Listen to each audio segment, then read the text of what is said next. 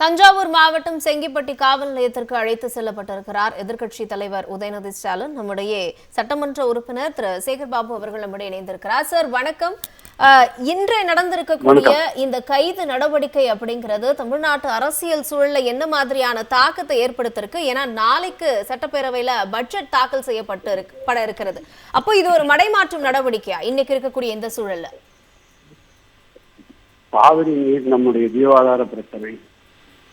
அந்த காவிரி நீருக்காக போராடியதற்காகவே இந்த அரசு விமர்சனங்களை தாங்க முடியாமல் கடந்த ஆளுநர் உரையின் மீது நடந்த விவாதத்தில் மாண்புமிகு தமிழகத்துடைய சட்டமன்ற எதிர்க்கட்சி தலைவர் எடுத்து வைத்த கேள்விகளுக்கு பதில் சொல்லாமல் திக்கி திணறி முதலமைச்சர் மௌனசாமியாராக அன்றைக்கு சட்டமன்றத்திலே காட்சியளித்தார்.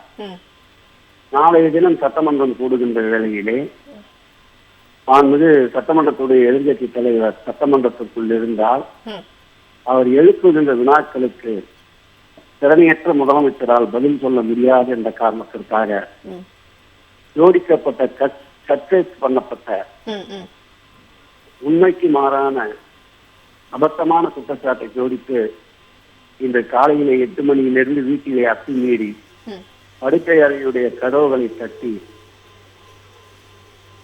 ஒரு காட்டு மிராண்டித்தனமாக அவரை கைது செய்து வழிநெடுக்கிலும் மக்களுடைய எழுச்சியை பார்த்து பல்வேறு வழிகளில் வரவேண்டிய பாதையை மாற்றி மாற்றி கொண்டு வந்து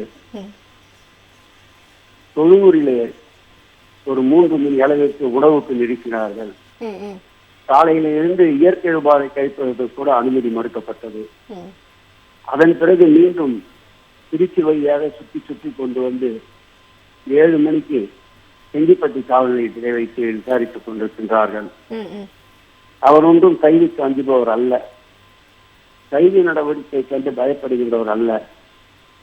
கலைஞர் அவர்களுடைய தாய் கருவிலே இருந்தபோது பிறந்தவர்.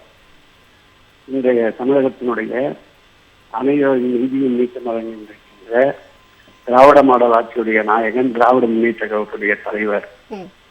அந்த தலைவர் சிறையில் இருக்கின்ற பொழுது இவர் கரு உருவாகி பிறந்தவர் இன்றைய தமிழகத்துடைய எதிர்கட்சி தலைவர்.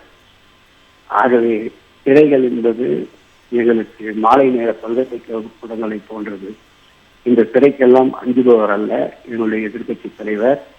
இன்றைக்கு ஏற்பட்டிருக்கின்ற எழுச்சியை பார்த்தவுடன் கைது செய்கிறோம் என்று வீட்டிலே புகுந்து கைது நடவடிக்கையை மேற்கொண்டவர்கள் நீதிமன்றத்திலே சொல்லும் போது விசாரணைக்காகத்தான் தஞ்சாவூருக்கு அழைத்து செல்கிறோம் என்று நீதிமன்றத்திலே திரண்டு பேசுகின்ற ஒரு அரசாக இந்த அரசு நிற்கின்றது. பொய்யும் புறத்தும் நிறைந்த இந்த அரசு, காட்டு மிராண்டித்தனமாக கைது நடவடிக்கையில் ஈடுபடுகின்ற அரசு, காவல்துறையை ஏவல் துறையாக்கி திராவிட முன்னேற்ற கழகத்தை ஒடுக்கணித்தால் திராவிட முன்னேற்ற கழகம் அடிக்கடிக்கின்ற உயர்கின்ற பந்தாக அரைக்கரைக்கின்ற சந்தனமாக காய்க்க துளிக்கின்ற வைரமாக இந்த இயக்கம் மிளிரும் ஒளிரும். இது போன்ற கைது நடவடிக்கைகளுக்கு இந்த இயக்கம் அஞ்சாது அஞ்சாது அஞ்சாது. இணைப்பில் வந்து உங்களுடைய கருத்துக்களை பகிர்ந்து கொண்டமைக்கு மிக்க நன்றி சார்.